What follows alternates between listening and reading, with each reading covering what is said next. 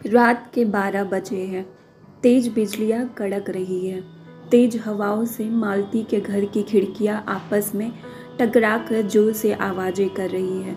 अपने आप मालती के कमरे का दरवाज़ा खुलता है और एक दुल्हन के रूप में सजी सवरी औरत मालती के पास बैठकर चुपचाप मालती के पैर दबाने लगती है। कुछ देर बाद अचानक मालती की आंखें खुलती है तो सामने वो दुल्हन बाहर जाते हुए दिखाई देती है। मालती भी उसके पीछे जाती हुई कहती है कि कौन है वहाँ, लेकिन कुछ दूर जाते ही वो गायब हो जाती है। मालती के पीछे ही त्रिपाठी साहब भी आते हैं और पूछते हैं, क्या हुआ मालती, आज फिर कोई बुरा सपना देखा क्या? मालती कहती है कि हाँ जी, वो ही एक दुल्हन के वेश में लड़की मेरे पास आकर बैठती है और मेरे पैर दबाने लगती है। त्रिपाठी जी कहते हैं, फिर तुमने वही बुरा सपना देखा?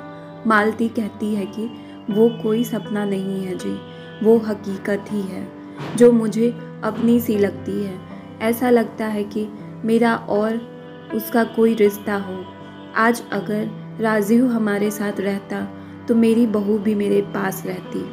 त्रिपाठी साहब थोड़ा उदास होकर कहते हैं कि उस वक्त मुझे अपनी इज्जत और नाम के अलावा कुछ दिखा ही नहीं। और वो दिन याद करते हैं जब सिन्हा साहब, जो त्रिपाठी जी के अच्छे मित्र थे, और दोनों ने इस मित्रता को रिश्तेदारी में बदलने की सोची।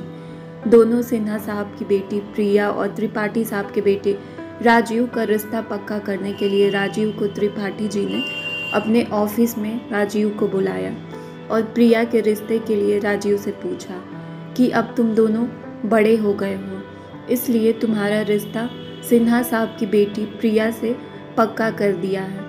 लेकिन राजीव ने कहा कि पापा, शादी पूरी ज़िंदगी भर साथ निभाने के लिए होती है और आपने मुझसे पूछे बिना ही रिश्ता भी पक्का कर लिया। त्रिपाठी जी कहते हैं कि देखो, मैंने तुमको बताने के लिए बुलाया, न कि तुम्हारा फैसला सुनने के लिए।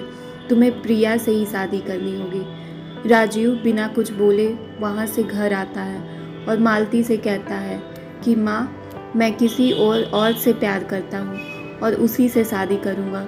वो बहुत अच्छी लड़की है और आपकी बहुत सेवा करेगी। इतने में ही वहाँ त्रिपाठी जी बहुत गुस्से में आते हैं और कहते हैं कि राजीव, तुम्हारी हिम्मत कैसे हुई मुझे इस रिश्ते के लिए मना करने की? जानते हो, सिन्हा मेरे बचपन का दोस्त है। राजीव कहता है कि पापा, मैं किसी और लड़की को पसंद करता हूँ। त्रिपाठी जी को बहुत गुस्सा आ जाता है और कहते हैं, अगर तुमने मेरे पसंद की लड़की से शादी नहीं की तो मैं तुम्हें इस जायदाद और घर से बेदखल कर दूंगा।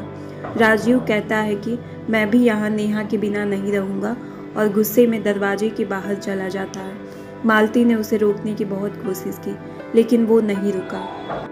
तो दोस्तों, ये थी हमारी कहानी की पहली पार्ट। इस कहानी में आगे क्या हुआ, ये जानने के लिए हमारे चैनल से जुड़े रहे।